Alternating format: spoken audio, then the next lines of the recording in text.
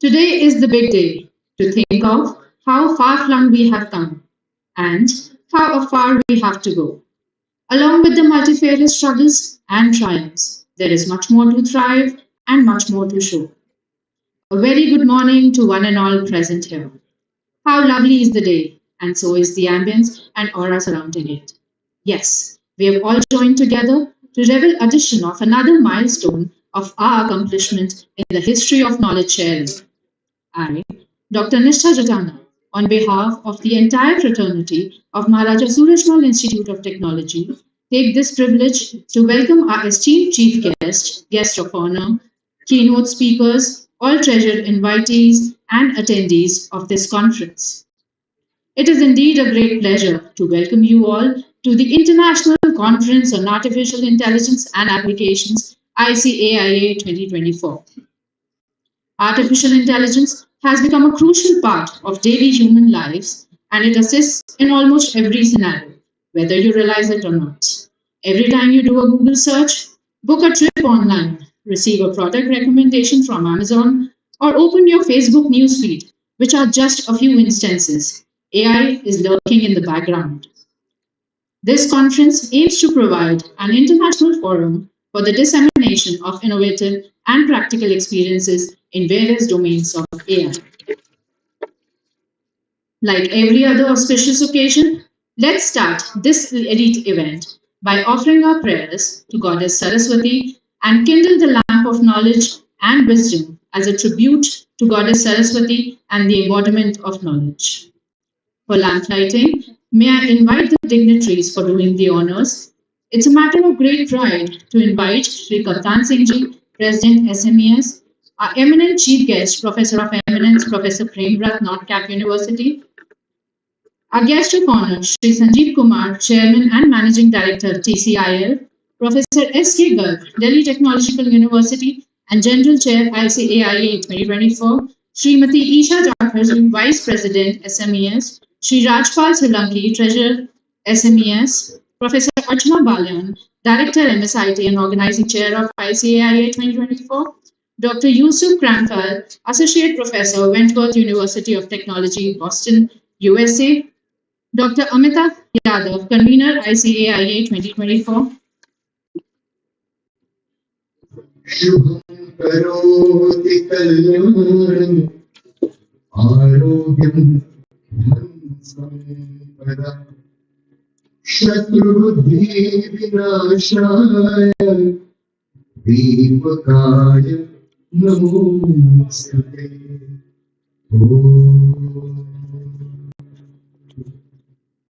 Shubham karoti kalyanam Arogyam sampada Shatrubuddhi vinashaya Deepakaya Namostate.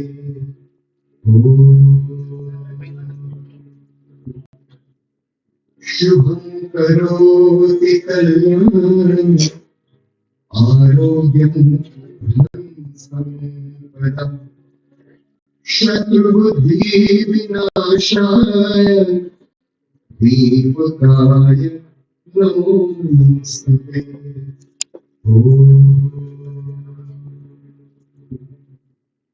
Shubham karoti kalyanam Arogyam sampada Shatrubuddhi vinashaya Deepakaya Namostate.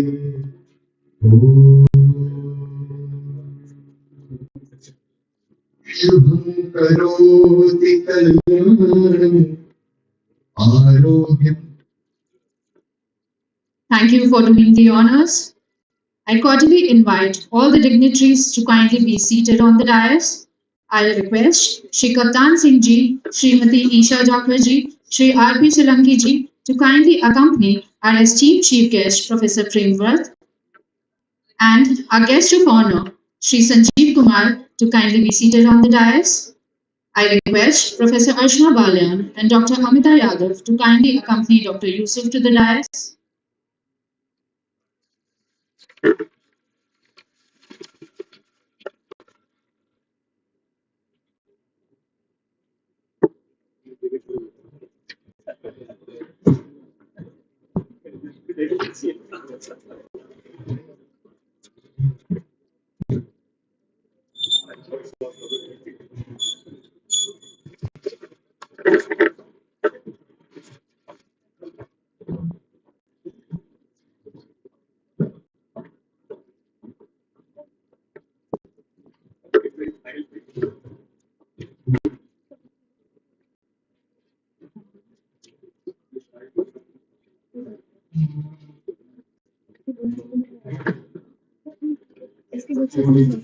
Professor S.K. Garg, kindly be seated on the dais.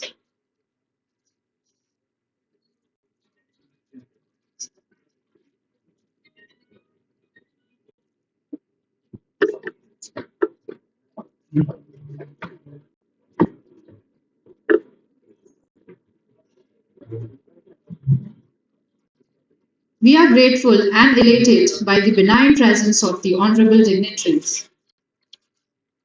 Ya Devi Sarvabhuteshu Buddhi-Rupen Samastita Namastasya Namastasya Namastasya Namo Namah. This means salutations to the Devi who in all beings is abiding in the form of intelligence. I now invite our team of melodists to sing the Saraswati Vandana for seeking the blessings of the Goddess of Knowledge.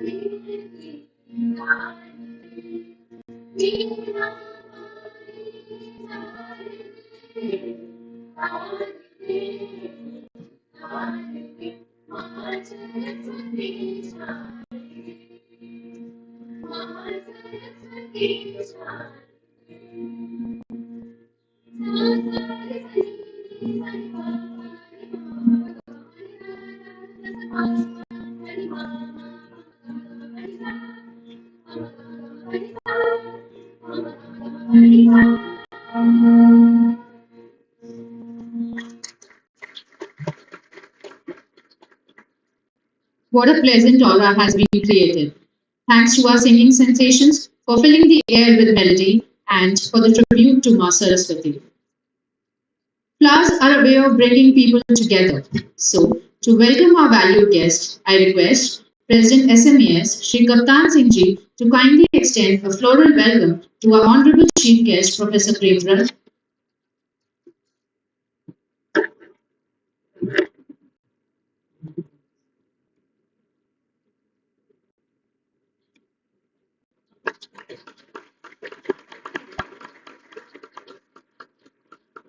Thank you, sir. I now request Srimati Isha Jakhar to kindly present a floral welcome to Shri Sanjeev Kumar.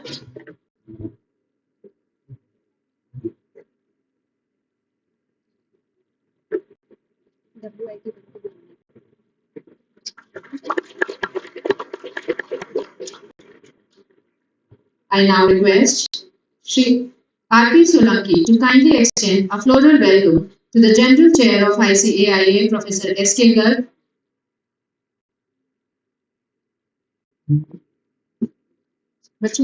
Listen.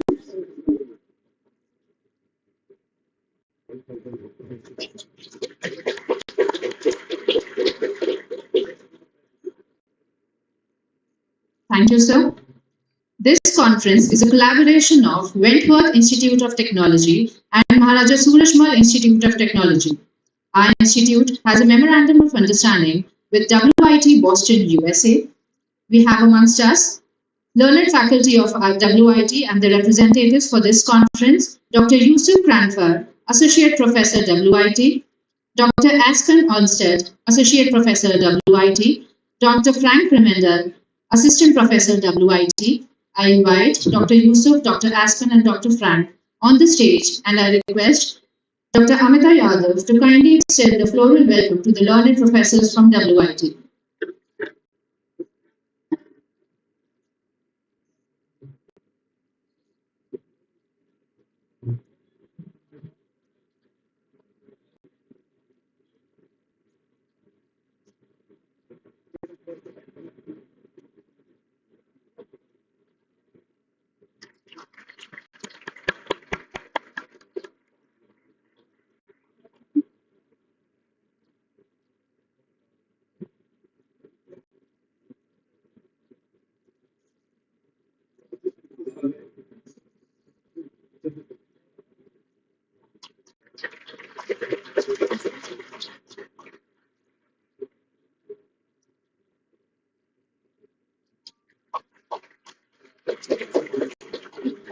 Thank you, ma'am, for doing the honors. I request all to kindly be seated. We are fortunate enough to have received a valuable collaboration and a memorandum of understanding with Wentworth Institute of Technology. We really hope that this collaboration will further bring laurels to both the institutes.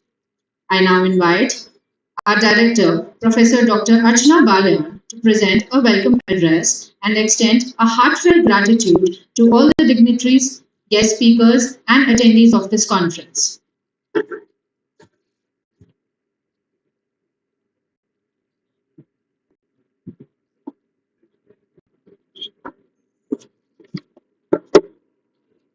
Thank you, Mr. distinguished guests, dear colleagues and friends, ladies and gentlemen, good morning.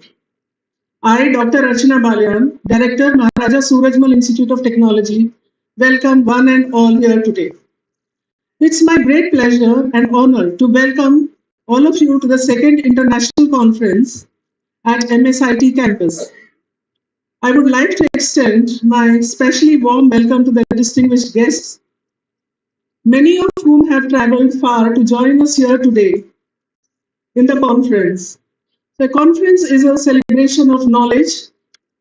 I heartily welcome Shri Kaptan Singh Ji, Honorable President, Surajmal Memorial Education Society, Mrs. Isha Jakhar, Honorable Vice President, Surajmal Memorial Education Society, Shri Rajpal Solanki Ji, Treasurer, Surajmal Memorial Education Society, and all other members who are present here today with us.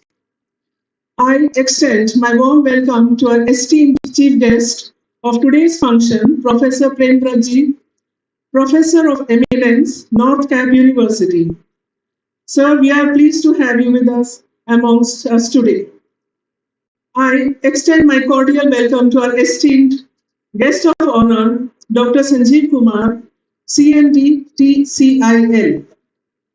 I also welcome Dr. Yusuf Ramphal, professor from Wentworth Institute of Technology, Boston, USA, who has joined us here today. Sir, we are pleased to have you with us. I also extend my joyful welcome to Professor S.K. Garg, Delhi Technical University, to the conference. This is a momentous. I also welcome our convener of the conference, Dr. Amita Yadav.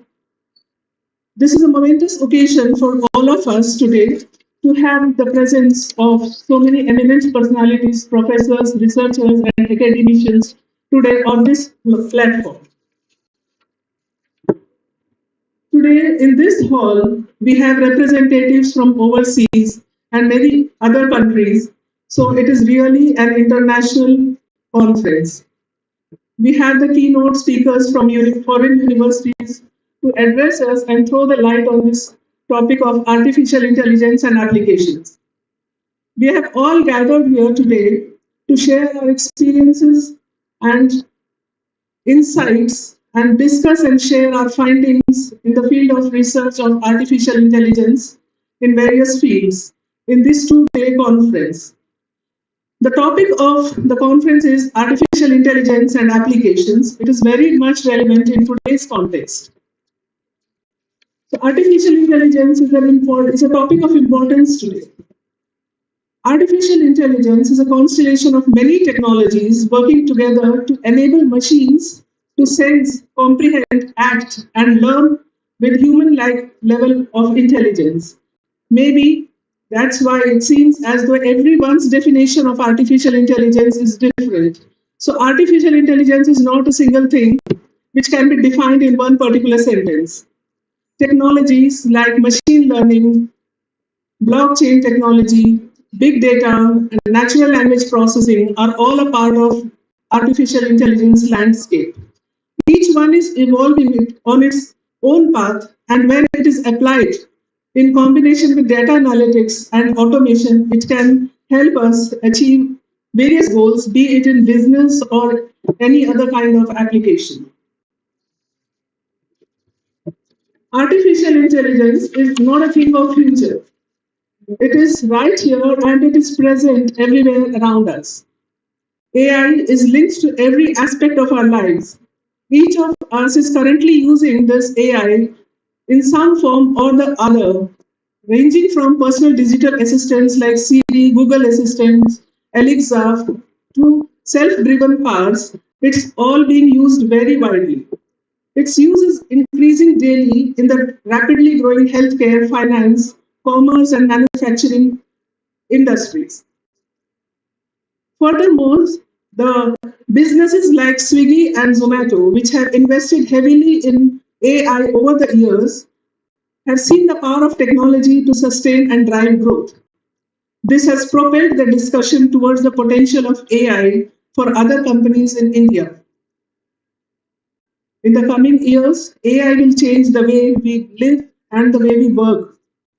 As Sundar Pichai says, AI will be a part of future. It's inevitable. We are glad that we will have the opportunities in this conference and after it to learn from our colleagues, to explore the various applications of AI, and also to tackle the challenges in the field of artificial intelligence. It is a pleasure of Maharaja Surajmal Institute of Technology to organize this conference on our institute campus in collaboration with Wentworth Institute of Technology, Boston, USA. And I'm very confident that the conference will bring the best of the participants and to foster future collaborations with partners. Delhi's spring weather is the best time of the year and the weather is very beautiful. I wish you all a pleasant stay in Delhi and a very successful conference. Good luck. Thank you.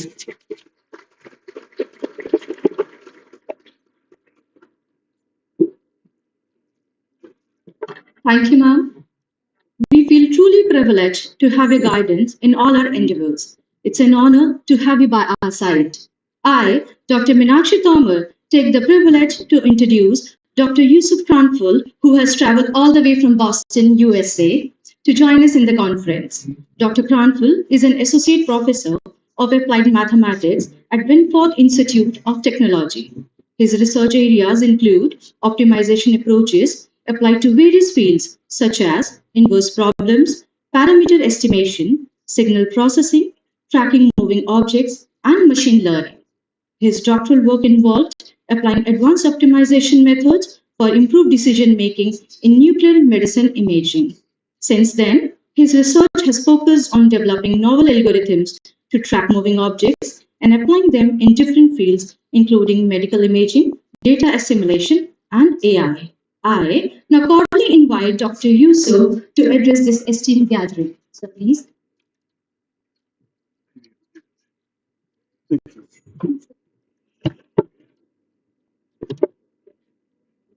Thank you.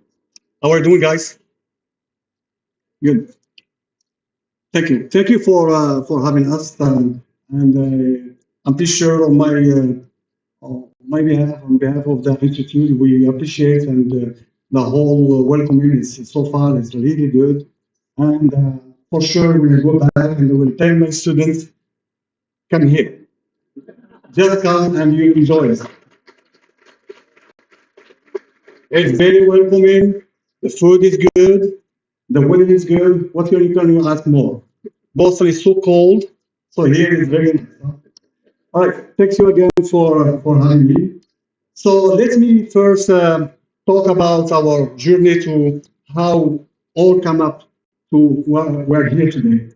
So our journey in this area that's back to 2022 with our first official meeting held on the 12th of July 2022. After 9 months of rigorous discussions and follow-ups, we finally signed the MOU on the 16th of March 2023. About, what's the date today? 18, 19? So like exactly 1 year ago. Yes, exactly 1 year.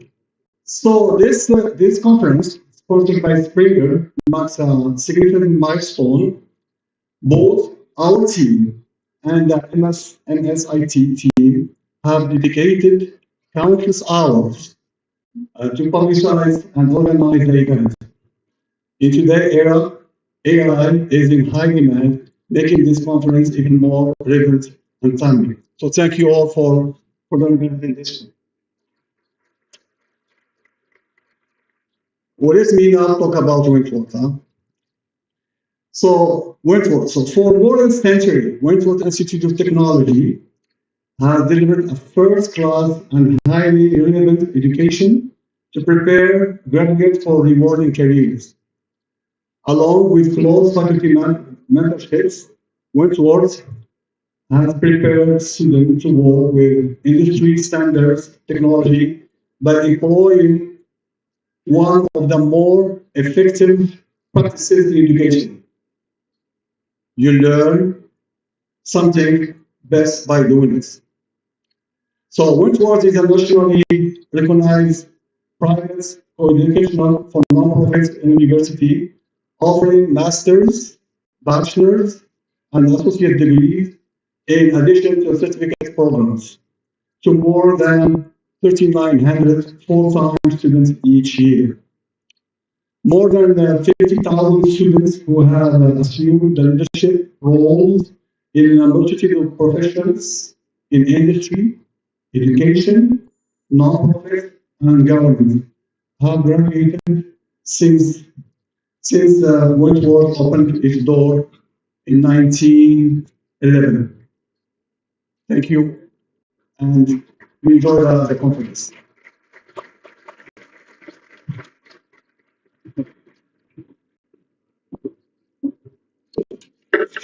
Thank you, Dr. Prankar, for your kind words. We are glad to have you here with us today, all the way from Boston. I now invite Dr. Amita Yadav, convener of this conference, to kindly highlight the vitals and the schedule of this conference.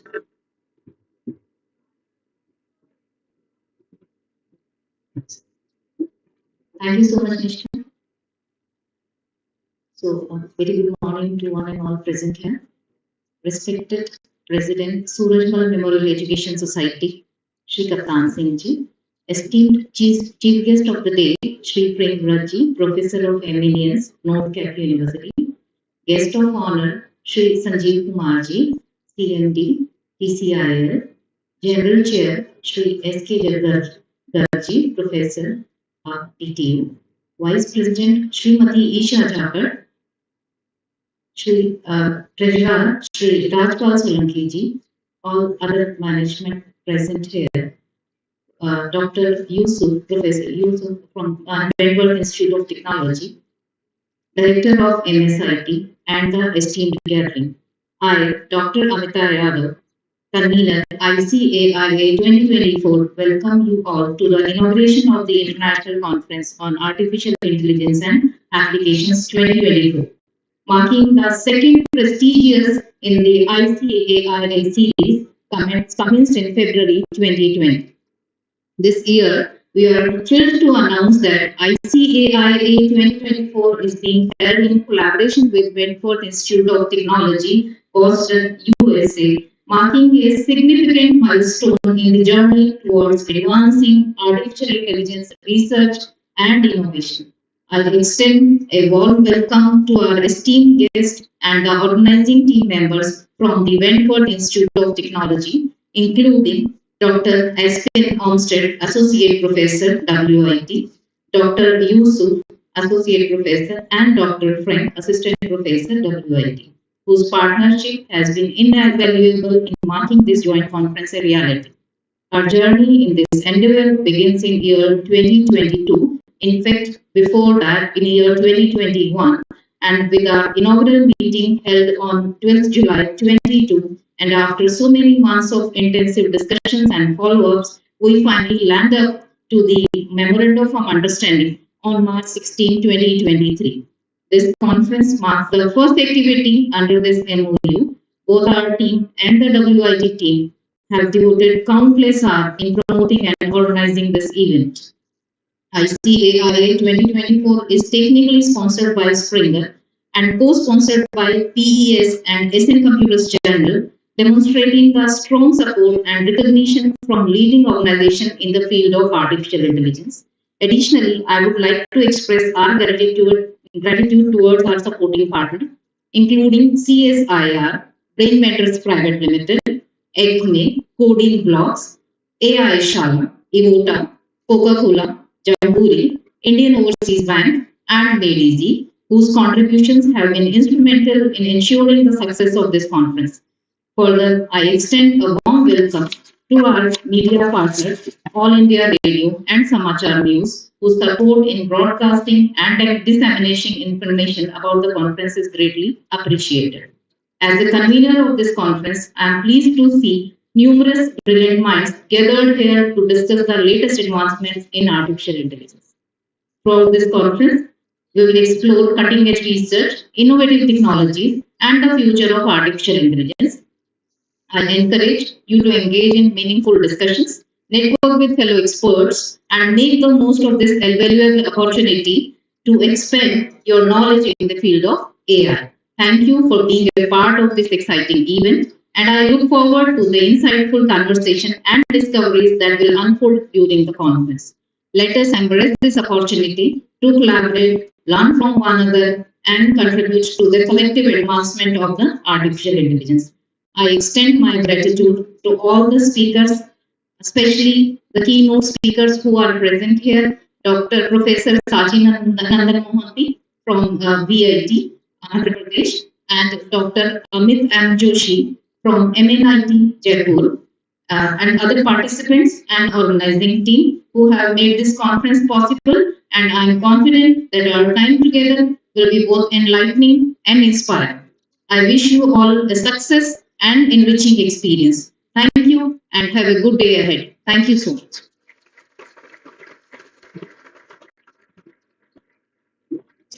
Thank you, ma'am. Your meticulous efforts day in and day out to make this event happen are truly commendable. I now cordially invite the Honorable Shri Kaptan Singh Ji, President SMES, who is a constant source of inspiration and a driving force behind all our accomplishments. So please.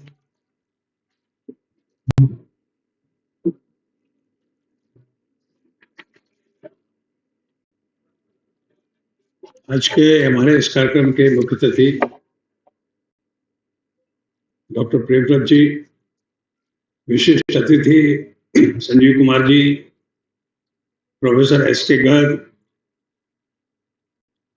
Doctor Yusuf और मेरे सहयोगी जो यहाँ DISE पे विराजमान हैं, हमारी faculty, बाहर से आए इस कार्यक्रम में जो हमारे विद्वान लोग, हमारी फैकल्टी और स्टूडेंट्स, ये बहुत ही इम्पोर्टेंट कॉन्फ्रेंस है क्योंकि आने वाले टाइम में आर्टिफिशियल इंटेलिजेंस आदमी की दिनचर्या का बहुत बड़ा पार्ट बनने वाला है। इसके फायदे भी हैं, नुकसान भी है। मैं पहले थोड़ा सा अपनी सोसाइटी के बारे में बताना चाहूंगा। Our society was established in 1972. Initially, we started diploma courses. Later on, in 1999, we established Maharaja Surajmal Institute, and we have following disciplines: BBA, BCA, BA, BCom, and last year we started BBA LLB, BA LLB, and MBA. In MSIT, Maharaja Surajmal Institute of Technology, we are having computer science, information technology, electronics, and electrical. And sir, you will be happy to know that MSIT is ranked 11th in the All India number of private engineering colleges. MSIT is ranked at number 8. And we are number 1 in the state of Delhi. In Northern India also we are at number 1. And you will be happy to know that during last 4 years, our institutes, our faculty, our students earned 31 international awards and 139 national awards. Last 4 years, our students earned 25 gold medals from the university. This year, 6 gold medals. So, I can say that this is all due to our good faculty, their hard work, their planned efforts that we have reached at this stage. Apart from this, we are also carrying out historical research. Our focus is on the contribution of common man in the first war of independence, 1857, then our independence efforts.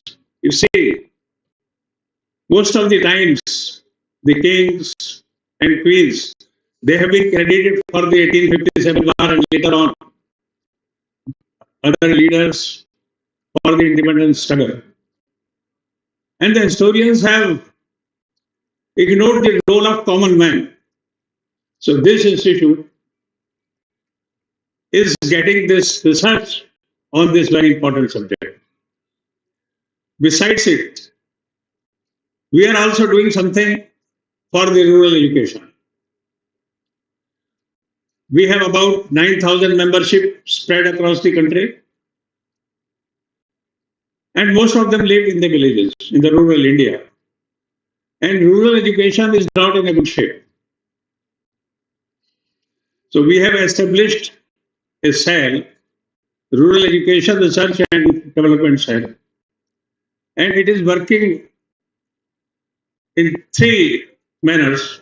First, to study the problems of rural schools, to bring out their problems and put up before the state government, central government to improve the situation.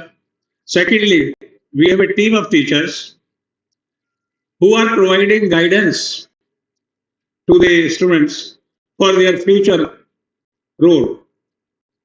And thirdly, we are also providing scholarships to the brilliant students of the rural India who are short of funds for their higher education. So, in a nutshell, I would like to say that this society is working for the common man, for our students, and in this endeavor, our faculty is doing marvelous job, and I congratulate them. And I will like to appreciate, and I will also request you to appreciate the efforts of our faculty for this achievements, for these achievements. Now, on this important subject of artificial intelligence, I will only say this is a very important subject and very difficult one. You see, in 1955, I read a book, The Fight Between Man and Machine. Machine took over the administration and became ruling class. At that time, I thought that this writer is a fool. How it can happen that man can be a slave and machine can be the ruler? But there is a chance that artificial intelligence may create some problems in future if it is not dealt with human values and overall interest of the society. I hope our participants here, very knowledgeable persons, they will discuss this issue. And there has to be something to check the misuse of this artificial intelligence. With this, I again welcome our guests, my fellow members of the society, our faculty members, and hope that this program will be a successful one. Thank you very much.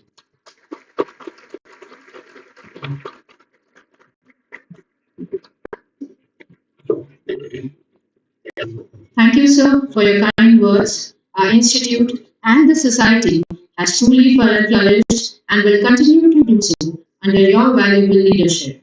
Thank you, sir, for your constant support and guidance for this event as well. We have with us Professor S.K. Garg, the General Chair of ICAIA 2024. Professor S.K. Garg is a professor and former Pro-Vice Chancellor, Delhi Technological University, formerly Delhi College of Engineering. He is the founder head of Delhi School of Management, DTU. He has also worked as an independent director in Rashtra Ispat Nigam Limited, a Navratna Public School Enterprise, Government of India, from 2012 to 2015. Professor S.K. Garg has more than 35 years of experience in industry, teaching and research. His teaching and research areas include Industry 4.0, smart manufacturing, data analytics, operations and supply chain management, manufacturing process automation, and more. He has over 200 publications that include many journal publications of high repute. He is also a visiting faculty of reputed institutes like IIT Delhi, IIFT, IMI, and many more.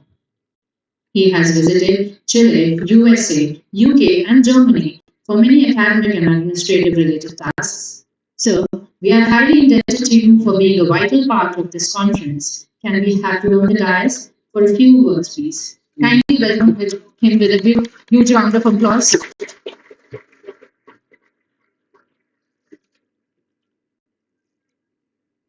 Good morning, everyone. At the outset, I'm thankful to the organizers, Maharaja Surajmal Institute of Technology, Chairman, and other persons in the Institute, Director Madam Convener, for inviting me, my Honorable Supervisor, Professor Prem, respected Professor Prem, Professor Yusuf Prem, representative of WIT, Shri Kaptan Singh Ji, President Surajmal Institute of Technology, Shri Sanjeev Kumar Ji, Guest of Honor, CMD Telecommunications Consultant India, Madam Isha Jhakar Ji, Vice President of the Society, Shri Solanki Ji, Treasurer of the Society, and Director Madam and Convener of the program. It's my privilege to be here on to share my thoughts with such an august gathering, and in presence of my supervisor, my PhD supervisor. He has all the blessings of whatsoever I have achieved. It is because of his love, affection, and mentoring. So I'm thankful to sir.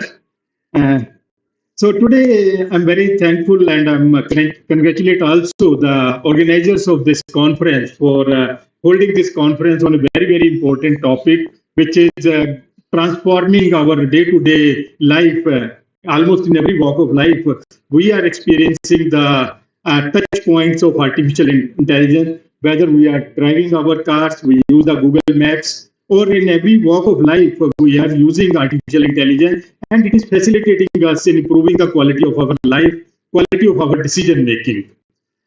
So in that way, and in coming times, as I was reading that there is a 20% annual growth rate in the applications of artificial intelligence, and around 40% of the organization across the globe are using artificial intelligence in one way or another in improving the productivity of their organizations, in improving the quality of their organization, in predicting the machines and equipment, in predicting the demand from the customers, and so on. So applications are endless. Only our imagination is required to implement, to take the benefits of this particular technology.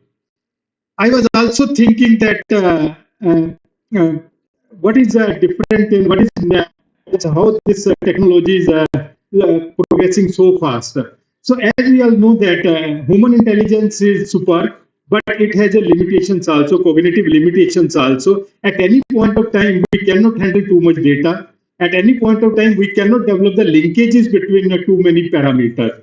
So this is where the sport of the artificial intelligence is coming with the help of computers, its hardware and software. So simply put in artificial intelligence, nothing but a use of computers, hardware and software to supplement the human intelligence and helping the human beings in taking better decisions, good decisions at a split second speed. So that is the advantage. I was also just having a thought. What are the main capabilities of this artificial intelligence? What are the hidden factors which make it so great? So I was able to see that two important things which artificial intelligence is having. Number one, it can handle vast amount of data, big data, huge data, large amount of data beyond the capabilities of the human beings. And second, it is in a position, it is able to develop the linkages with the help of deep learning, machine learning, and other analytical tools between the various variables. So these two capabilities make it important in because in our real life also, Coming to the application of this, where we are going to use these two capabilities, large amount of data and the ability to develop the linkages between them. In our day-to-day environment, two phenomena are very, very common. Every day we are facing. One is ambiguity in the situation, and second is the complexity in the situation. So wherever as the ambiguity increases, we as human beings are not able to understand each and every aspect of that. When you say ambiguity, it means that the same situation may be perceived differently by different people. Two persons may see the same situation in different manner.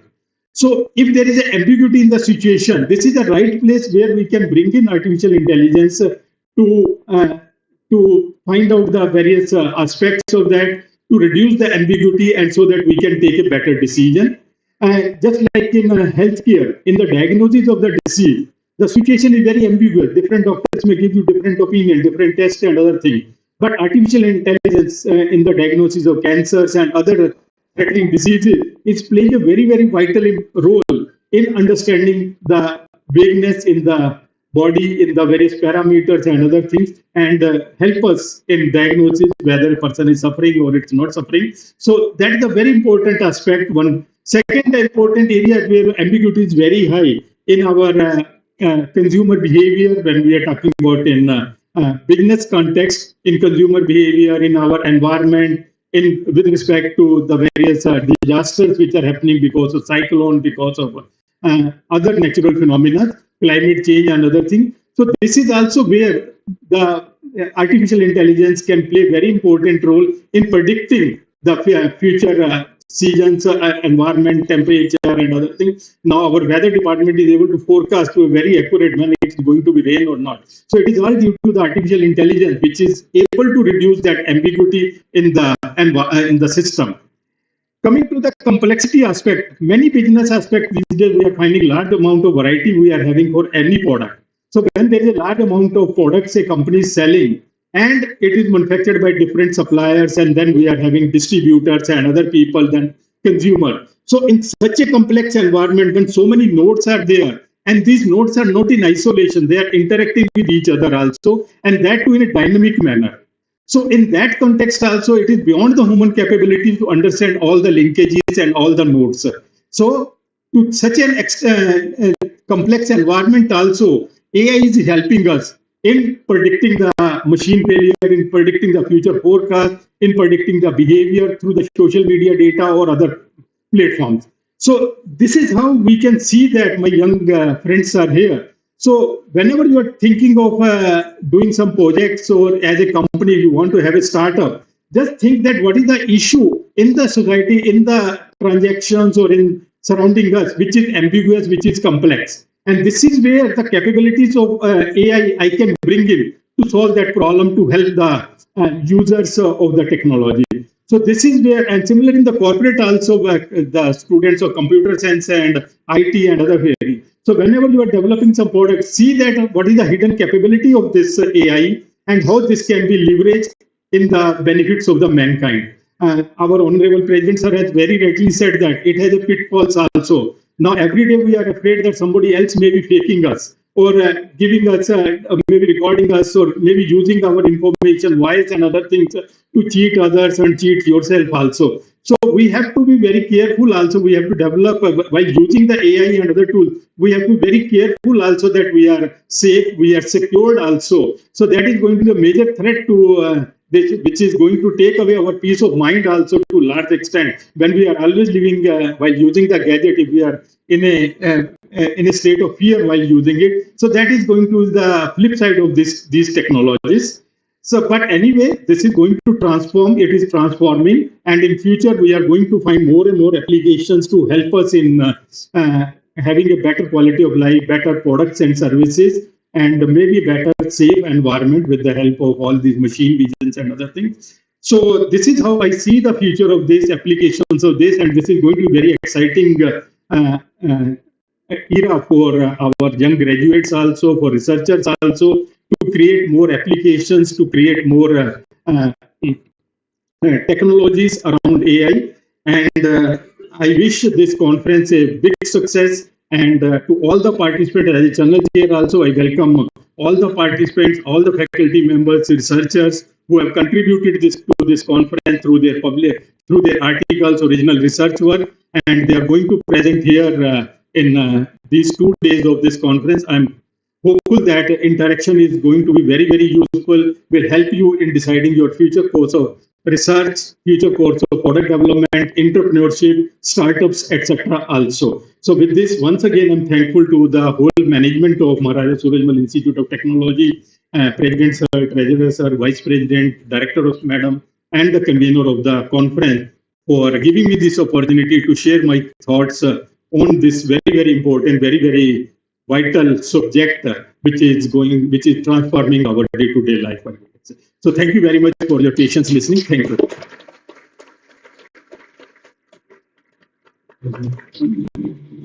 Thank you, sir, for your words of wisdom. We are grateful to you for the guidance and support provided for this conference and for the unwavering support you have always extended to this institute. We extend a warm and esteemed invitation to Sri Sanjeev Kumar, an esteemed ITS officer of the 1988 batch, who graces us as the distinguished guest of honor for our event. With an illustrious career spanning decades, Mr. Kumar has continually exemplified excellence and leadership in the telecommunications sector. He is Chairman and Managing Director at Telecom Consultant India Limited. Mr. Kumar's journey in the industry is marked by significant milestones. Prior to his tenure at TCIL, he served as Director at MTNL New Delhi, where his strategic vision and technical acumen played pivotal roles in shaping the organization's trajectory. Mr. Kumar's academic prowess is equally commendable, having pursued his qualification from the esteemed Birla Institute of Technology and Science, Pilani, followed by an MBA from the Faculty of Management Studies at University of Delhi. His extensive experience includes serving as DGM at BSNL Guwahati and a tenure of over 9 years as General Manager at MTNL. We honor to have Mr. Kumar to grace our event with his presence, where his invaluable insights and experiences are sure to inspire and enlighten all those in attendance. So please.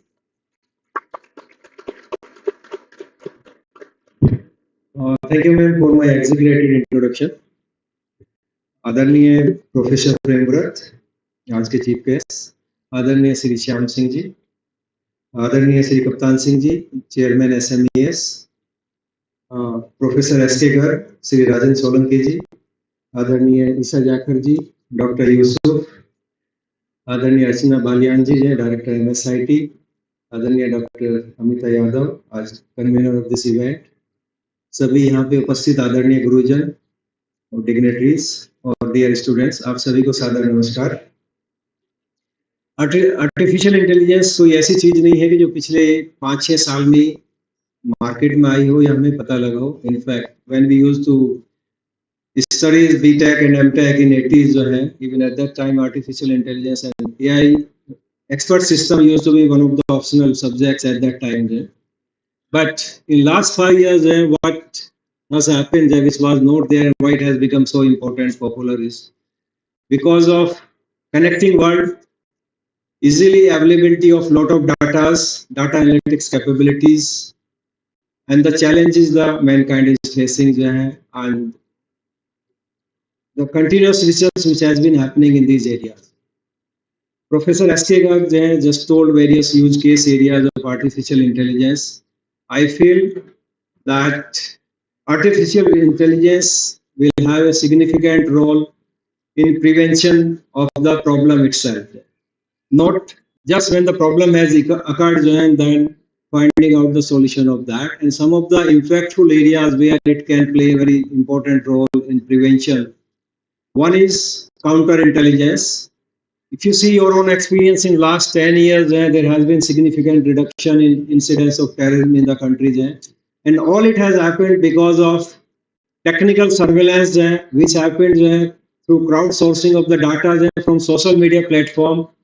The presence of the rogue element in different part of the world, the kind of data is flowing in different part of the world, the volume of the data, movement of the people there. So a lot of data collection is done.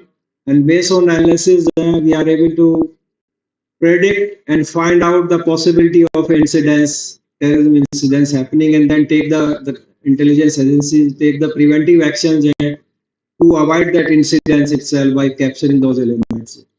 The another impactful area is in healthcare, where the disease can be predicted in advance through DNA analysis. Based on the DNA analysis, now we are able to find out the probability of occurring life-critical disease like cancer, kidney failure, liver failure, and heart attacks. So through DNA analysis, if we can tell in advance that this person is going to get affected by this disease, he can take preventive action, change his lifestyle before that disease itself occurs. The another area is like advanced driver assist system. If fit it on dashboard through your video analytics, you can sense and generate an alert that person is feeling fatigue, is either attention is diverted or is feeling sleepy, and then you can generate an alarm and prevent the accident itself. The another area, impactful area, maybe through facial analysis. Now you are able to tell what is the probability of the person becoming loan defaulters. So nowadays, though civil score is mostly used for telling the past profile of the person, and based on that, these banks and loan agencies give the loan to the person based on the civil score. But through now facial analysis, it is possible. It is already being used in India. That what is the probability of that person becoming loan defaulter, and this is almost 88% successful. Similarly, through facial analysis, it's possible to do personality profile of an individual and tell that what is the probability of this person is going to commit the crime. So in a crowded place, you can capture the picture of the person and then identify a person with suspicious behavior or intention having to commit a crime at that particular place, and then prevent the crime itself. At the same time, the artificial intelligence at one side has a lot of potential to solve human problems, societal problems, right from environment, traffic problem, etc. and so on. But it has associated challenge also. One of the challenge, for example, if you don't have sufficient data. Sometime back, one researcher in USA, he put up around thousands of mobile phone with GPS on along a route, stand still, and based on the Google analyzed that there is a traffic jam on that road, though there was no traffic jam, but because mobile phone were stand still, so that algorithm told them that there is a traffic jam. So whole traffic got diverted to some other area, and there it created a traffic jam. It could have, if terrorists could have used that situation, they could have created, attacked the standstill traffic somewhere, created a problem there. For example, I am living in near High Court there, where in the day there's a lot of traffic there and a lot of vehicles are there. Almost standstill traffic there. A lot of clients and advocates, they are coming through narrow lane. Now Google algorithm, if I give my home address, Google link of my home address, it will take you through some lane and your vehicle will be stuck up there. Because it is doing the algorithm analysis based on the traffic movement, doesn't know whether the person is moving by car or it is going by foot there. So it just simply tell, okay, there is a way there to move, and but it may not be fit for the vehicle. At times, some of you might have experienced that during traffic jam, Google says you to take some route and you end up to a wall there where only it's possible to move through the wall by foot there. So these are the situations there where even if somebody is not trying to use that, because of lack of data or not proper analysis of the data there, you can end up predicting the result. Now humans have one more or two more additional capabilities there, that is sixth sense and third eyes. The sixth sense is that you are able to analyze a situation where you don't have a past experience through your intuition. Now AI can't do that because it analyzes the situation based on what past data it has and give the result there. So it can't have the capability of sixth sense. Similarly, third eye means you are able to visualize things which are not present before you. So again, AI also, I think till date we are not able to develop that kind of capabilities in AI that it can act as a third eye for a human being. Third is any malware getting affected it, this AI intelligence, and then giving unpredictable result and creating a catastrophe. So that itself is a big challenge.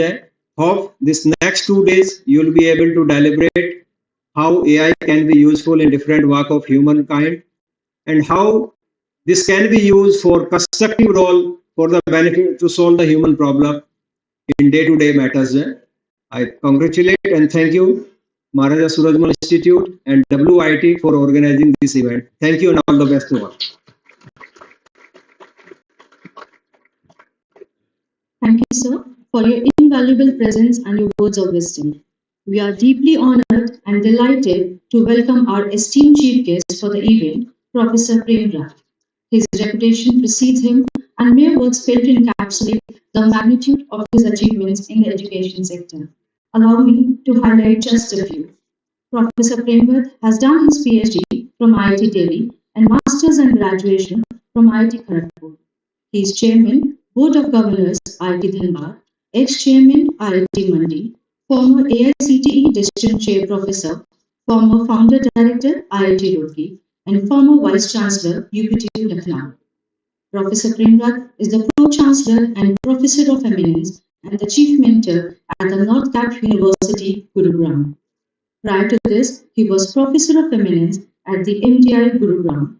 He has been the Dean, Deputy Director and Director at IIT Delhi, also a Professor and Division Chairman at the Asian Institute of Technology, Bangkok.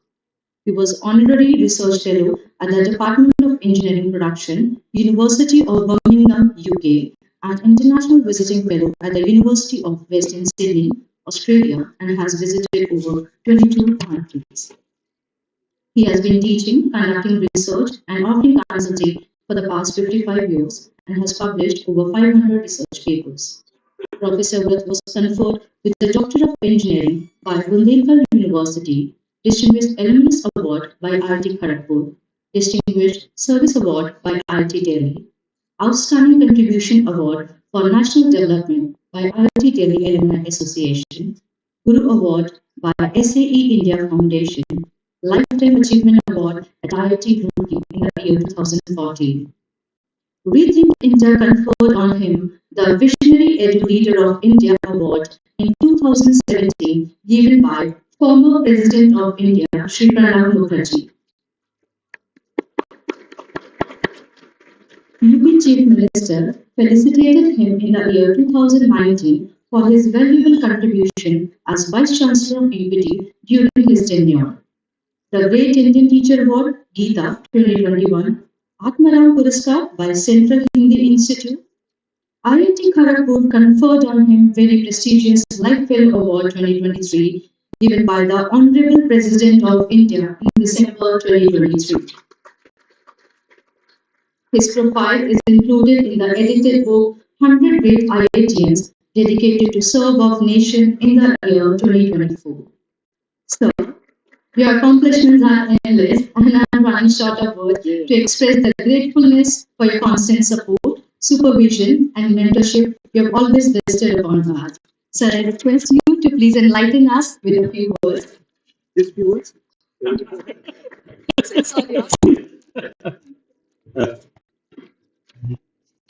Honorable President of Surajmal Educational Society, Shri Kaptan Singh Ji, Vice President Shrimati Isha Jakar, Guest of Honor Mr. Sanjeev Kumar, General Chair Mr. S.K. Garg, our representative from WIT Dr. Yusuf Ranfal, Dr. Rajpal Singh Solanki, the Treasurer of Surajmal Society, Dr. Archana Balyan, Dr. Amita Yadav, and members of the Executive Committee of Surajmal Educational Society, distinguished delegates in this conference, faculty and students of Maharaja Surajmal Institute of Technology, ladies and gentlemen.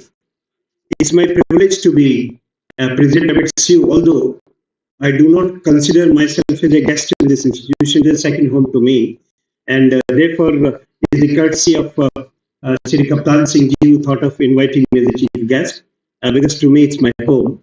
I compliment Maharaja Surajmal Institute of Technology, in fact, in general, Surajmal Educational Society, for the outstanding contributions it has been making as an institution, which was narrated by Shri Kaptan Singh. And I'm sure that with the dedicated support of their leadership, this institution would be marching from strength to strength. It's my pleasure to be associated with the inaugural function of this conference on artificial intelligence and applications. I'm happy to see that the second international conference has been co-sponsored by WIT Boston, and I welcome the members of the visiting team from WIT to this institution, and I'm sure that their visit and interaction with the faculty here would be useful. Much has been said about artificial intelligence, and therefore not much remains to be seen. But since I made attempts to comprehensively address the issues, I'd like to deliver this inaugural address. Artificial intelligence is not a new term.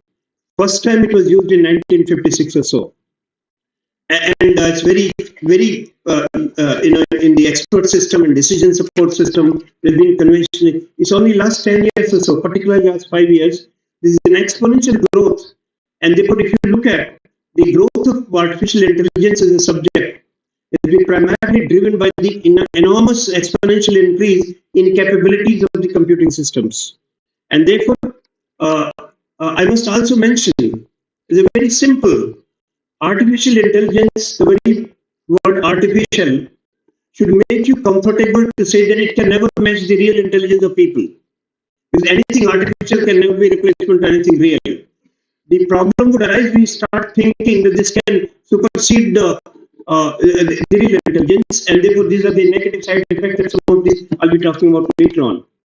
Because primarily, artificial intelligence, often abbreviated as AI, is a field of computer science that focuses on the creation of intelligent machines capable of performing tasks that typically require human intelligence. Therefore, we are trying to make machines more intelligent so that they could almost perform the role that human beings do. And therefore, anything that is created by human being cannot be superior to those people who created it. There's a very fundamental mindset that we have to have. In any case, technology per se is not very neutral. Is the context in which you make use of the technology, with the integration of good human values and with a symbiotic relationship with man and machine, keeping in mind the context in which we use it, would dictate whether the use of this technology is for the good of mankind or otherwise. For example, the kind of autonomous cars, the driverless cars that people are talking about in current times, might be good for countries which are short of population. But applying the driverless car concept, autonomous car in Indian context, perhaps is going to be a very disastrous experiment. So we do not have to blindly copy what may be good in some other context. Similarly, I just saw recently in Kerala a first artificial intelligence-driven teacher has been created who can replace a teacher and can speak in different languages. As mentioned by Mr. Sanjeev Kumar, artificial intelligence cannot bring in intuitions, feelings, values in those machines, and therefore it will be a sad day for me as a person who has almost dedicated his entire life in the teacher. If teachers were to be replaced by machines called artificial intelligence machines, because you might use it in a limited context where in a remote area where good, great teachers are not available. And therefore, it's the right context in which you use a technique that can make a difference, but blindly aping what's happening elsewhere, because in many of the Western world, there's a tremendous shortage of manpower. And replacing the people with artificial machines could be a good business model for them, but not in the Indian context. And therefore, it's a conscious application of this is what's going to make a difference. And therefore, what became as a theoretical concept long back has rapidly evolved into a technological force, reshaping industries, challenging traditional paradigms, and prompting us to rethink the very fabric of our society.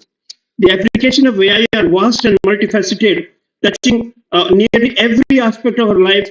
It will have transformative impact on healthcare, as pointed out by Mr. Sanjeev. The convergence of AI and healthcare has given rise to unprecedented possibilities. Machine learning algorithms analyze vast databases to identify patterns and anomalies, leading to early disease detection and personalized treatment plans. AI-powered diagnostic tools are enhancing the accuracy of medical imaging, providing clinicians with valuable insights and improving patient outcomes. In the business landscape, AI is catalyst for innovation and efficiency. Automation is a subset of AI, is streamlining processes across industries, reducing human error, and increasing productivity. Machine learning algorithms are powering predictive analytics, enabling businesses to make data-driven decisions and gain a competitive advantage. Furthermore, the integration of AI in customer service, marketing, and supply chain management is revolutionizing the traditional business models. Even education is impacted by this transformative influence of AI. Personalized learning experiences driven by adaptive learning platforms can cater to the individual student needs. AI algorithms can analyze students' performance data to tailor educational content, providing a customized approach to learning. This will not only enhance student engagements, but also lay the foundation for the future where education is more inclusive and accessible. As we celebrate the potential of AI applications, it's imperative to address the ethical considerations surrounding its deployment. The responsible use of AI requires a commitment to transparency, accountability, and protection of privacy. As AI systems become more autonomous, ethical guidelines must be established to ensure fairness, avoid biases, and mitigate potential risks.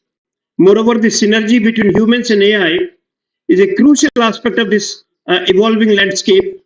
AI is a tool to augment human capabilities, not to replace them. There's a fundamental key that it is a tool which enhances human capabilities, not intended to replace human beings. No AI can ever replace a truly outstanding individual human being. It is essential to foster a culture of continuous learning and upskilling to empower the workforce to adapt to the changing nature of work. Collaborative efforts between humans and AI can lead to more harmonious and productive work. However, the enormous challenges to AI, particularly in Indian context, I'd like to therefore narrate some of them. In the Indian context, the deployment and growth of artificial intelligence face enormous challenges that need careful considerations. These challenges encompass various aspects, including technological, ethical, social, and economic dimensions. Here are some key challenges that AI in the Indian context offers. There's a limited availability of high quality data, is a significant challenge. There's a shortage of skilled professionals in AI related fields. As AI applications become more prevalent, ethical concerns arise regarding privacy, bias, and transparency. India needs robust ethical frameworks and regulations to address these issues and ensure responsible AI deployment. Right now, we do not have such a regulatory framework to guide. In fact, only even globally, only last week, European Union has developed a comprehensive framework of regulating the applications of AI so as not to harm the humankind. Inadequate technological infrastructure and limited access to high-speed internet in certain regions hinder the widespread adoption of AI technologies. Infrastructure development, therefore, is essential to support AI applications. The absence of a comprehensive and adaptive regulatory framework that I mentioned is also a major challenge. The initial investment and ongoing costs associated with implementing AI technologies can be a barrier for smaller businesses, SMEs.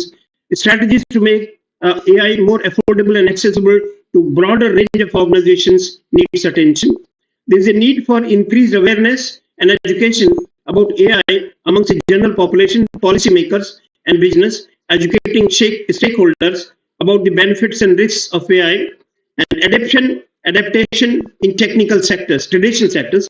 Traditional sectors in India may face challenges in adapting AI technologies. Industries like agriculture, manufacturing may require additional support and incentives to integrate AI effectively into their operations. The growing reliance on AI introduces new cybersecurity risks. Safeguarding AI systems from cyber threats and ensuring the integrity and security of data are critical concerns that need to be addressed. Collaboration and research, therefore, is an extremely vital component. And therefore, in order to do that, we need to.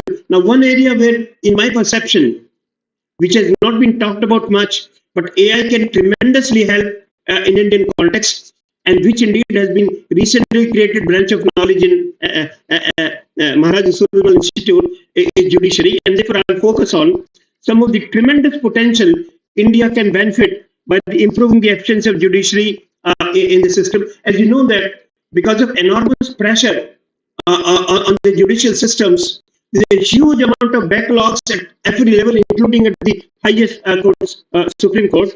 And therefore, with the AI integration, there is enormous improvement possibilities of improving the total efficiency, effectiveness, and productivity of our judicial systems with the involving AI. For example, some of the potential areas where in judicial systems AI can be very useful in India, which really requires judicial reforms, is the case management and analysis. AI-powered tools can assist in managing and analyzing vast amounts of legal documents,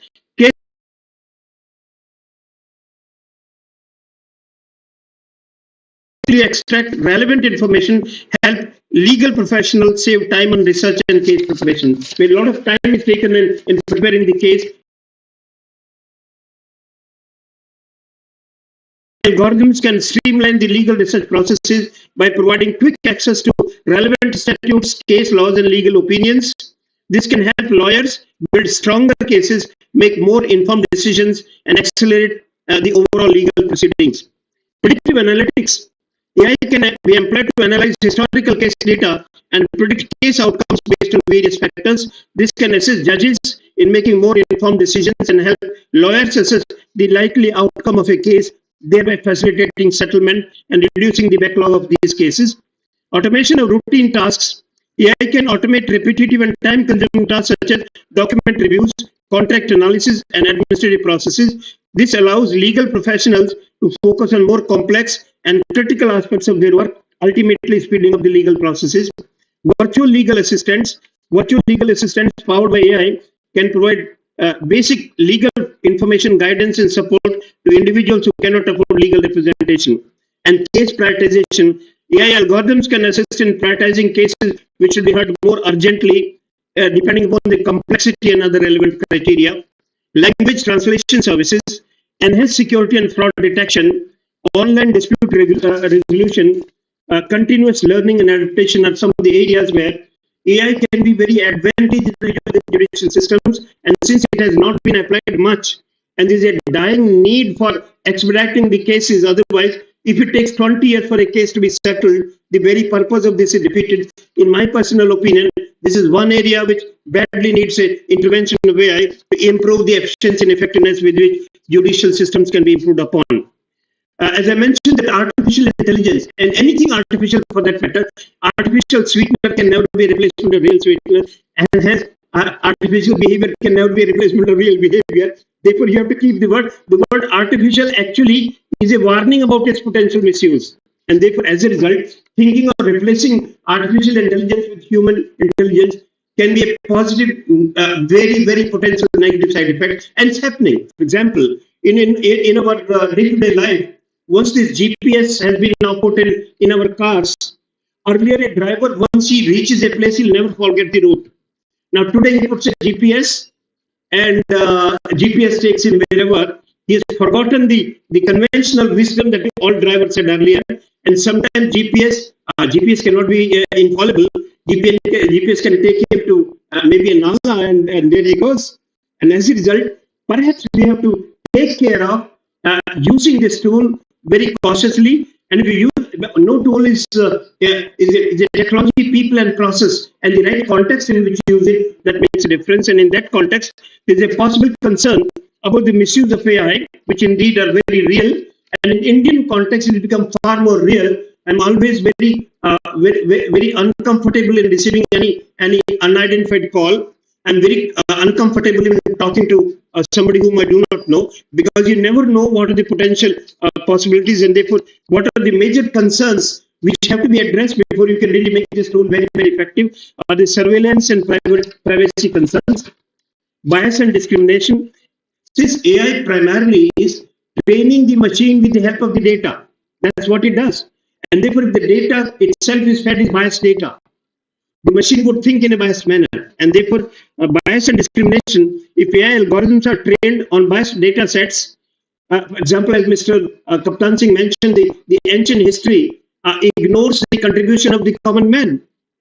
If that historical data is fed to the machine, the entire behavior, the outcome of the historical outcomes would be exactly on the way that, and therefore they'll ignore the real outcomes, and therefore data bias and discrimination is a real threat to. This could result in discriminatory outcomes in areas like hiring, lending, and law enforcement. Deepfake technology is a real threat. The development and use of deepfake technologies can pose a significant threat, enabling the creation of realistic fake videos and audio recordings. This could be exploited for spreading misinformation, impersonation, or even blackmail. Cybersecurity threats. AI can be utilized by malicious actors to enhance the sophistication of cyber attacks. Automated and AI-driven cyber threats could target critical infrastructure, financial systems, or personal data, posing a significant risk to national security. Job displacement. The widespread adoption of AI and automation may lead to job displacement. It has been estimated about 10 to 12% reduction in jobs would come through this, especially in sectors where routine tasks can be easily automated. This could result in social and economic challenges if not accompanied by effective policies for workforce. Healthcare data security I already talked about. Now, therefore, in conclusion, the era of artificial intelligence and its application is unfolding before our eyes, presenting us with both challenges and opportunities. As we navigate in this uncharted territory, let's do so with a commitment to ethical considerations, a focus on inclusivity, and a dedication to leveraging AI for the betterment of humanity. The possibilities are vast, and our collective responsibility to ensure that the benefits of AI are harnessed for the greater good of mankind.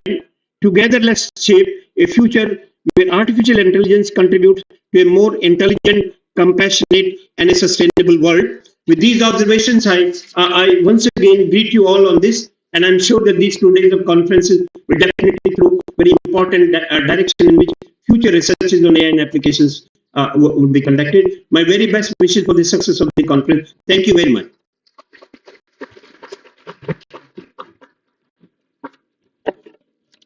Thank you, sir. We are deeply indebted and grateful to you for devoting your precious time and being with us to make this event a treasured one.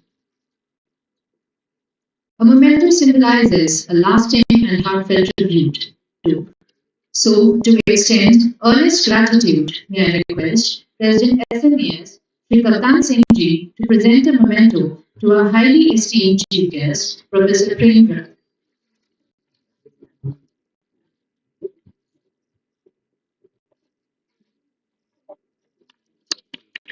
Can we have a big round of applause, please?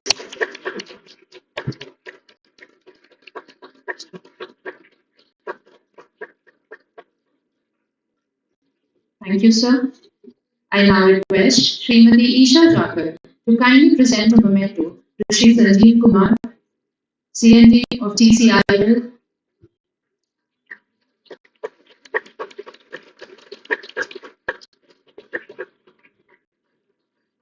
Thank you, ma'am, for doing the honors. I now request Treasurer SMES, Sri R.B. Solanki ji, to present a memento to Professor S.A. Garg. Can we have a big round of applause, please?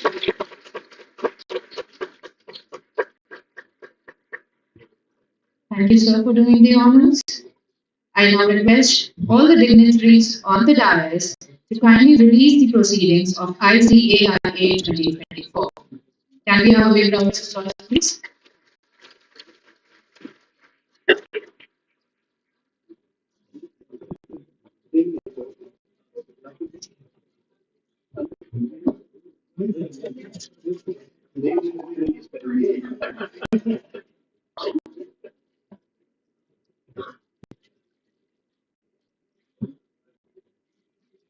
This is indeed a memorable moment for the organizing team of ICAIA 2024.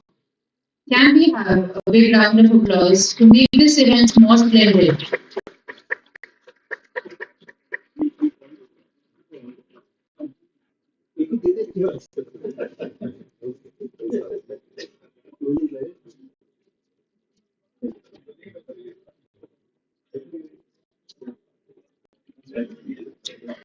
Can we have a big round of applause, please?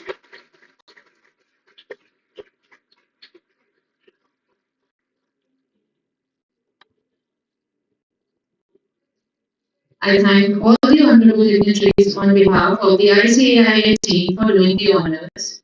Thank you.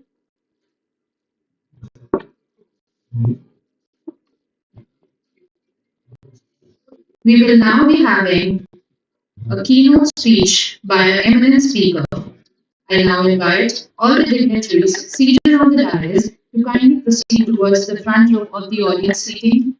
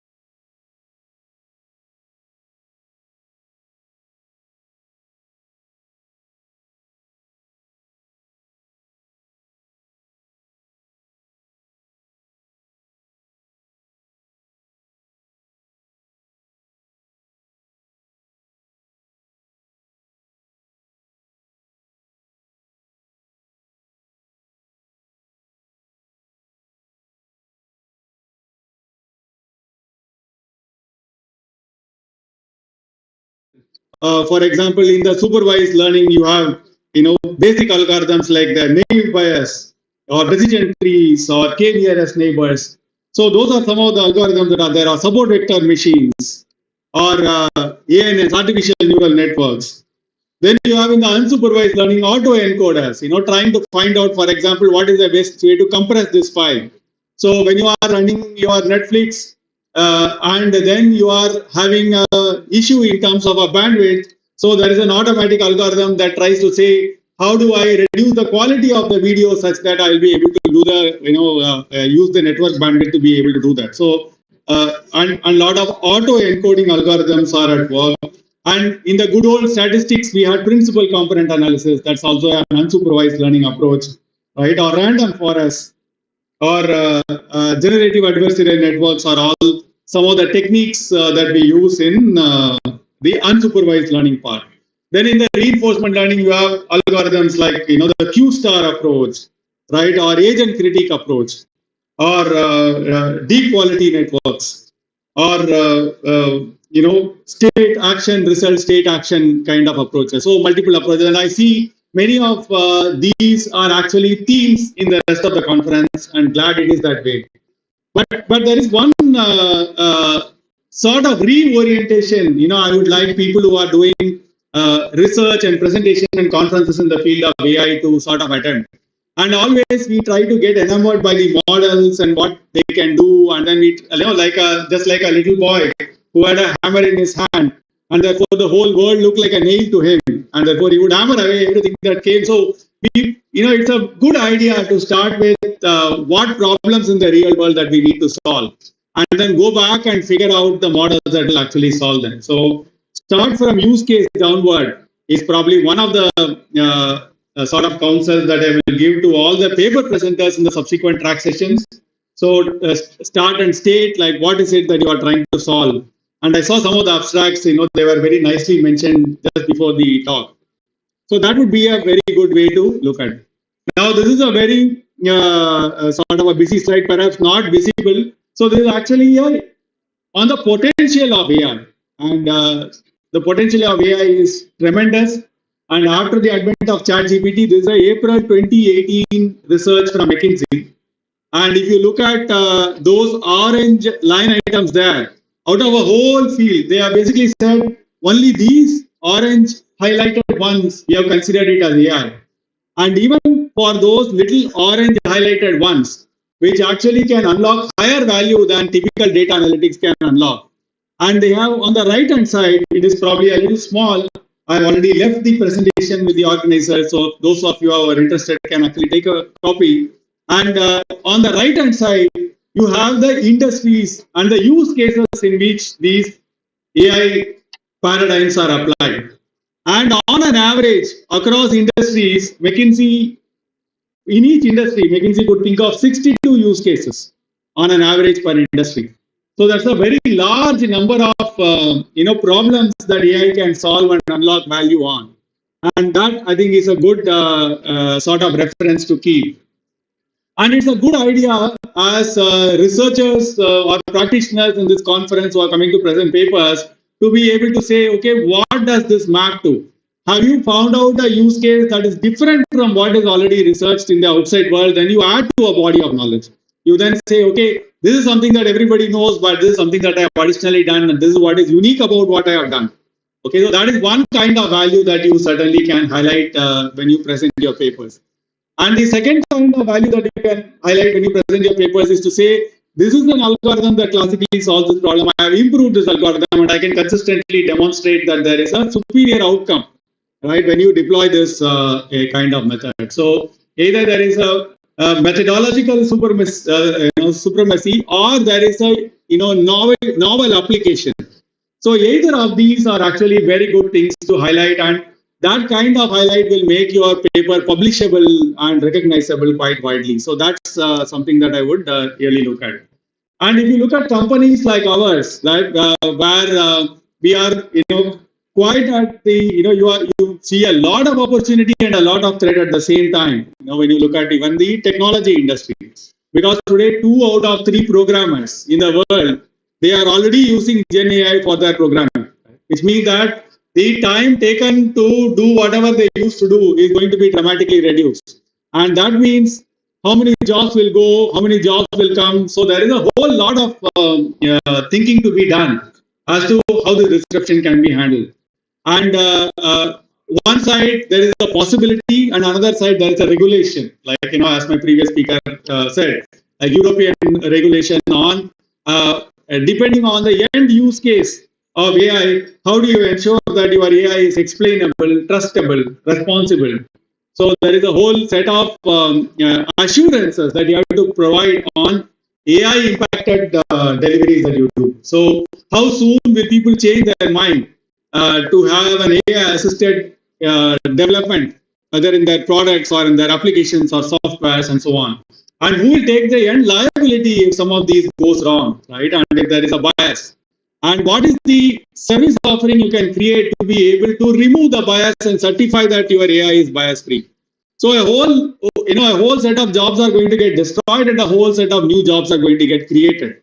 And in my father's generation, right, if you qualified, you are sure that from that qualification you can really do 30-35 years of your career and retire in a reasonably good way.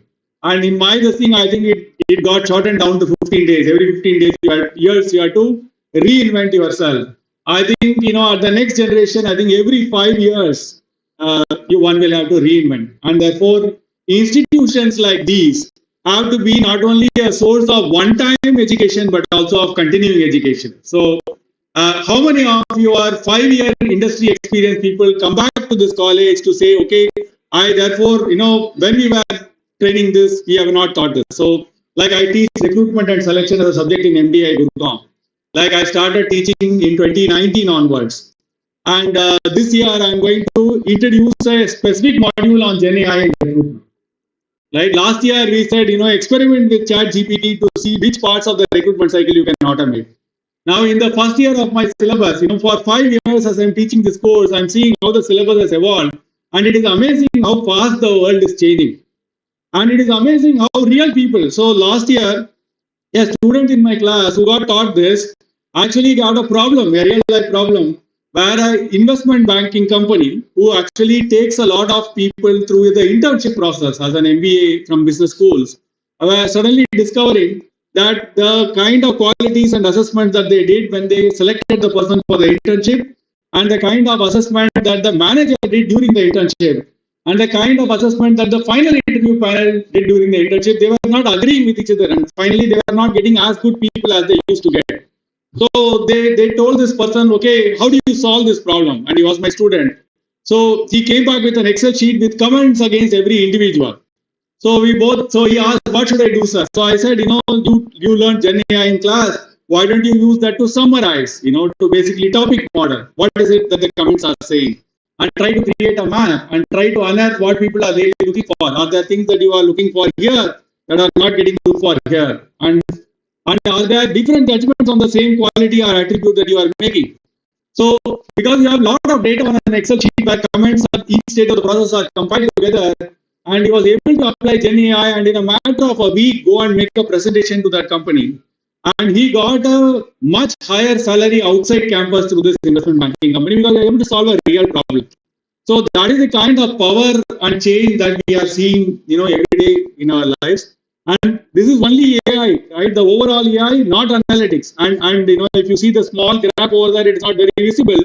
So about 69% of value is only through AI, discounting the other aspects of it, right? Of the business value that is created. And very huge business potential and disruption are going to happen. They are in trillions of dollars, right?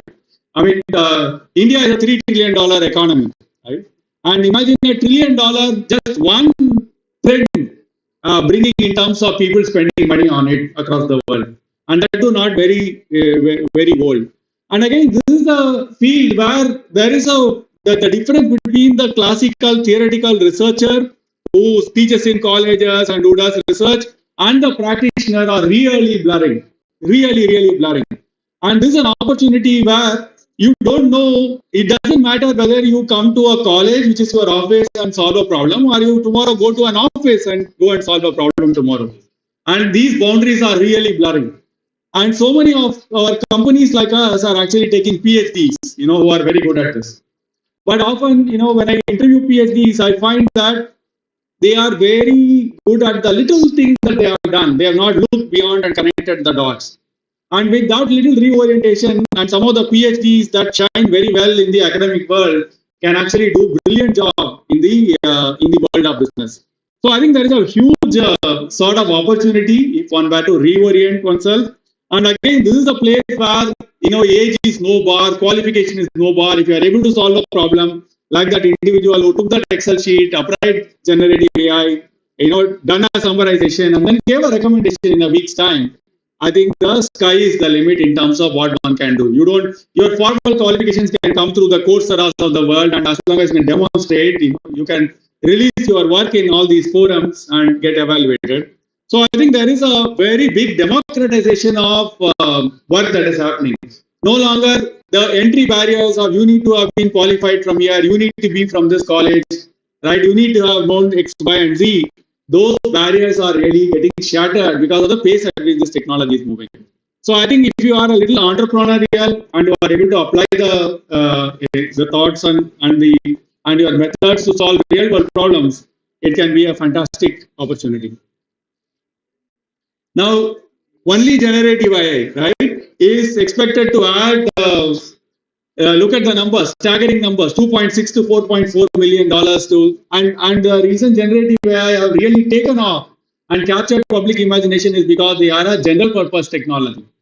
And as a general purpose technology, they can be used as a thought partner. And one of the ways by which we judge generative AI is, can it produce as good an output as a qualified college graduate? Right? And can it do 50% faster than what an individual human being would take? And that is a kind of sort of benchmark that they have been put this through.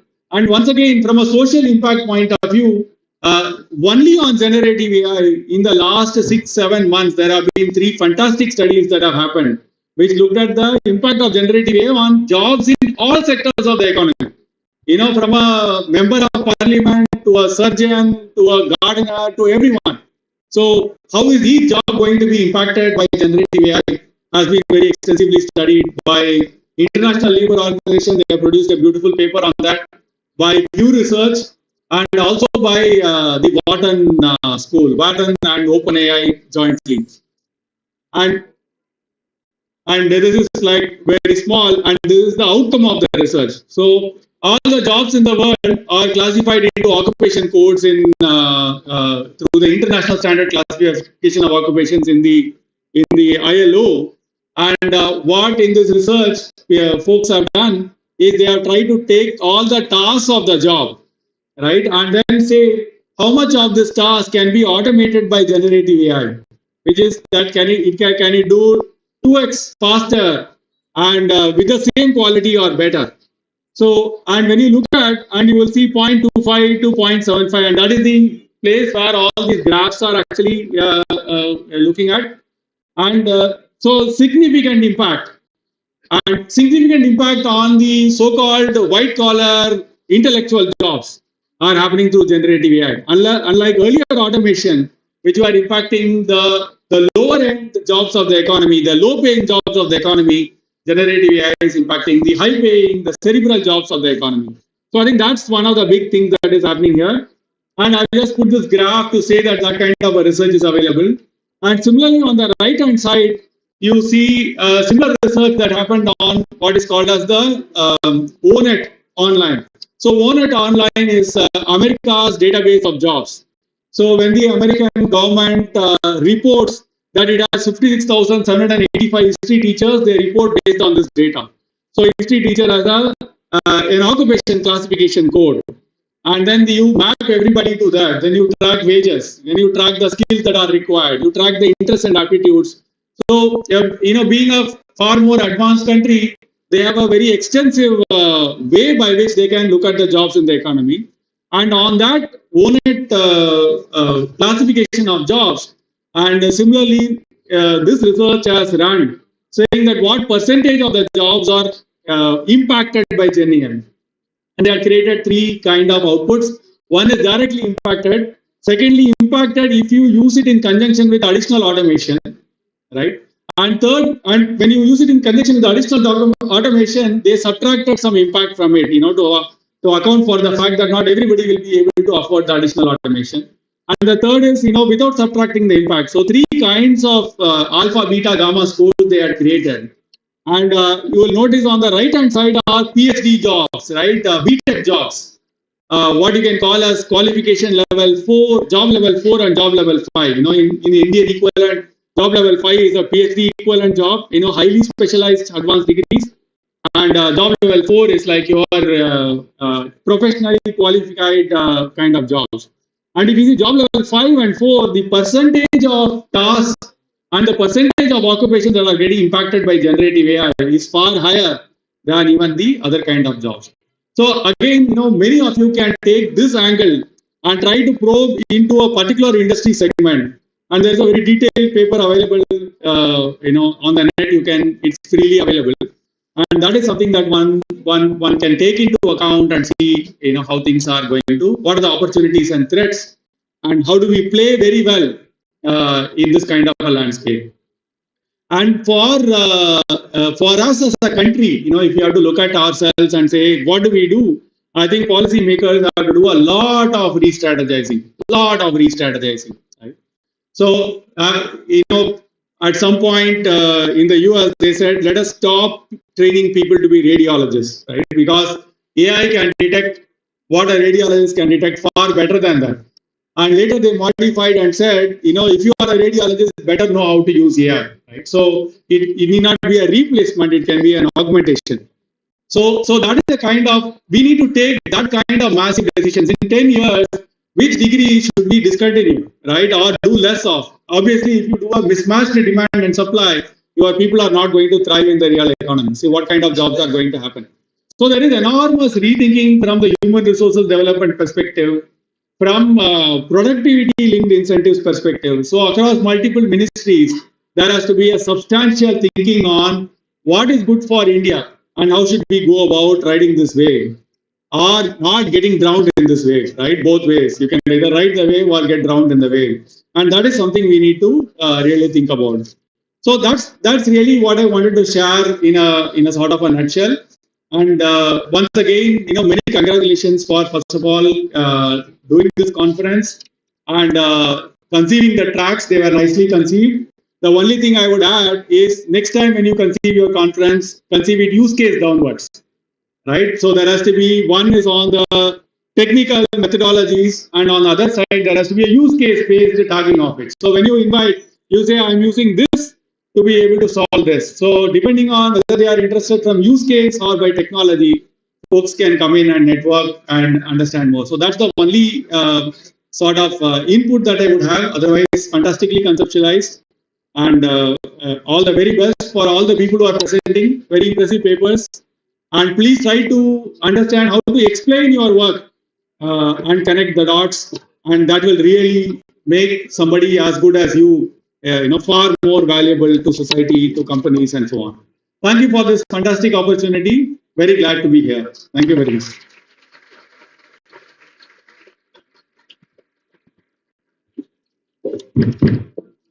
Alan sir, I thank you on behalf of MSIT for sparing time and being with us, for enlightening us on how AI can create a good life and a good world. May I now invite Shri Tejbir Rana ji.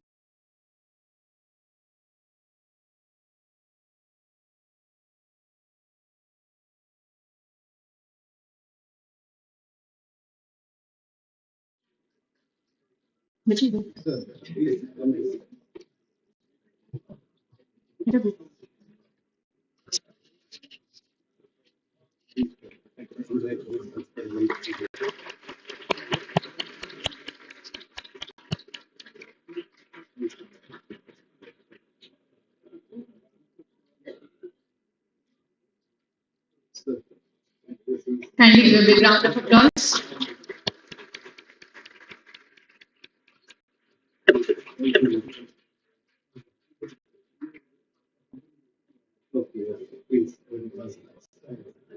Thank you, sir, for doing the honors. I now request Anand sir to kindly proceed towards the gathering seating.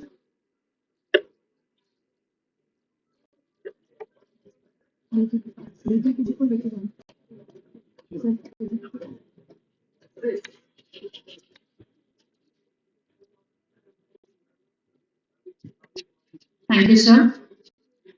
We have amongst us Dr. Kiran Gulla, who is a senior academician from the University of Wolverhampton, Birmingham, UK.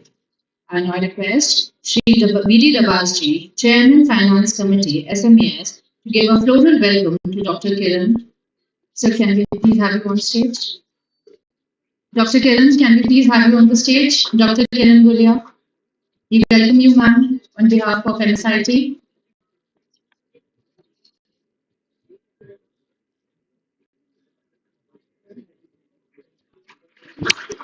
Can we have a big round of applause, please? Dr. Kiran is here all the way from UK. Thank you, ma'am, for coming here. Two major media partners for this event are Samachar News and All India Radio. We have amongst us Mr. Rohan Sharma from Samachar News. May I now invite Dr. Amita Yadav, convener ICAIA 2024, to kindly felicitate our media partner.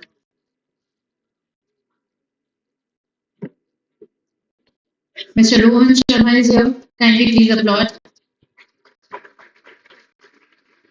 Ma'am is giving a floral welcome and a memento. Mr. Rohan Sharma.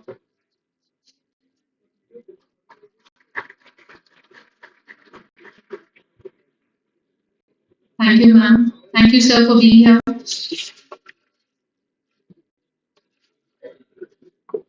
I now invite Dr. Gitika Dhan, co-convener of ICAIA 2024, to extend the heartiest gratitude to the eminent guest on behalf of the entire fraternity of MSIT.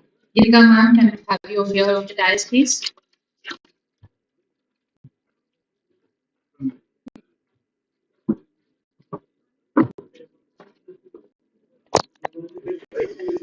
Thankfulness is the beginning of gratitude. Gratitude is the completion of thankfulness. Thankfulness may consist merely of words. Gratitude is shown in acts. Good morning to all. On behalf of ICAI 2024 Organizing Committee, I, Dr. Getika Dhan, co-convener and head of Department of Computer Science and Engineering, is honored to present the vote of thanks at the inaugural ceremony of ICAI 2024, to be held here at MSIT in collaboration with Wentworth Institute of Technology, USA. We express our deepest gratitude for everyone's presence on this significant occasion. Firstly, I want to express my gratitude to the Honorable Shri Kaptan Singh Sir, President SMES, for his indispensable support. It is through his unwavering commitment and guidance that today's event has become a reality. Without his invaluable contribution, our success would not have been possible. I most sincerely express my deepest thanks to him. Thank you, sir. At the outset, on behalf of our entire team, I extend wholehearted thanks to our distinguished Chief Guest, Professor Prem sir, for sparing his precious time and gracing this event. We are also grateful for his insightful address and the knowledge he shared with us. Thank you, sir.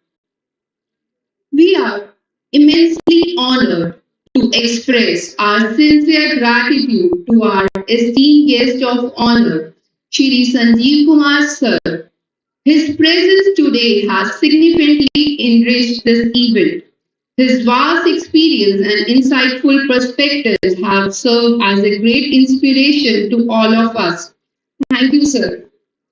We are incredibly grateful to our esteemed Journal Chair, the Honorable Professor S.K. Garg sir, for his valuable experience, perspectives, and guidance that have greatly inspired us. Thank you, sir.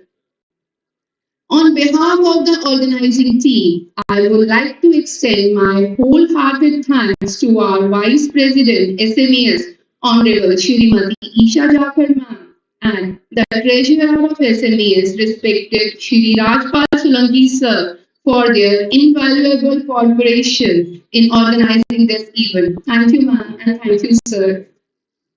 I express our gratitude to entire SMEs management.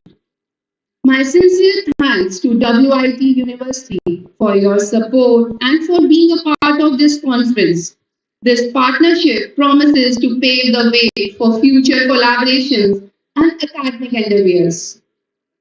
We would like to extend special acknowledgement to Dr. Amit Joshi sir from MNIT Jaipur and Professor Sachi Mohanty sir from VIT AP University.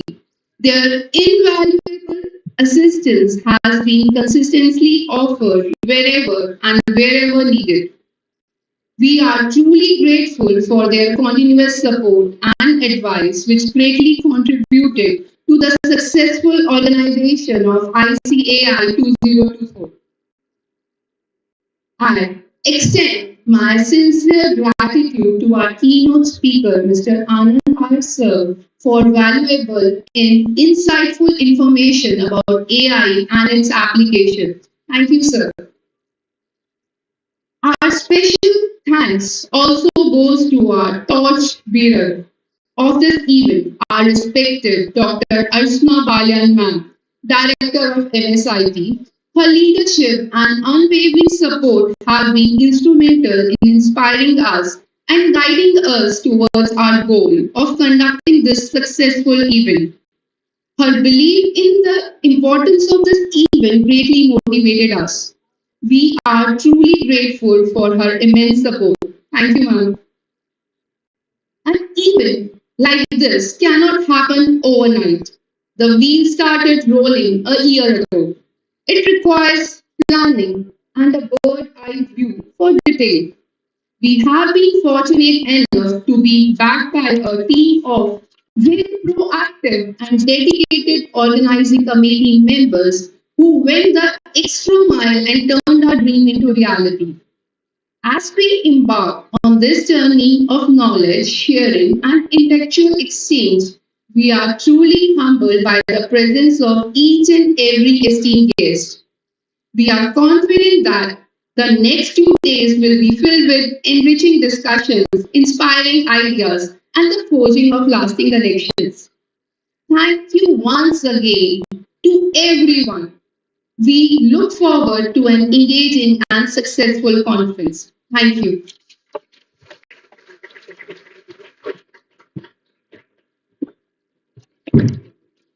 Thank you, ma'am, for extending gratefulness and for your endless efforts to make this day possible.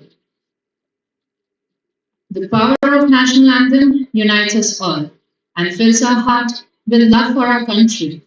Let us all stand for our national anthem and take the pledge of allegiance.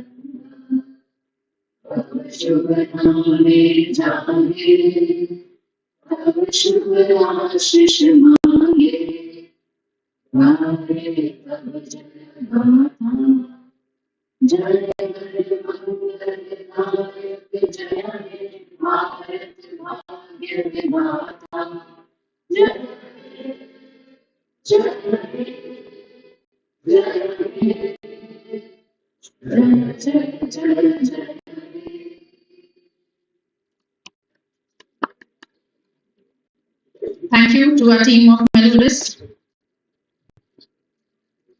I request all to kindly be seated for a few more moments.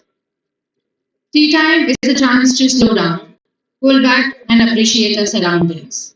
So let us now take a break to rejuvenate ourselves and rejoin here after half an hour for a keynote address by our esteemed speaker, Dr. Kiran.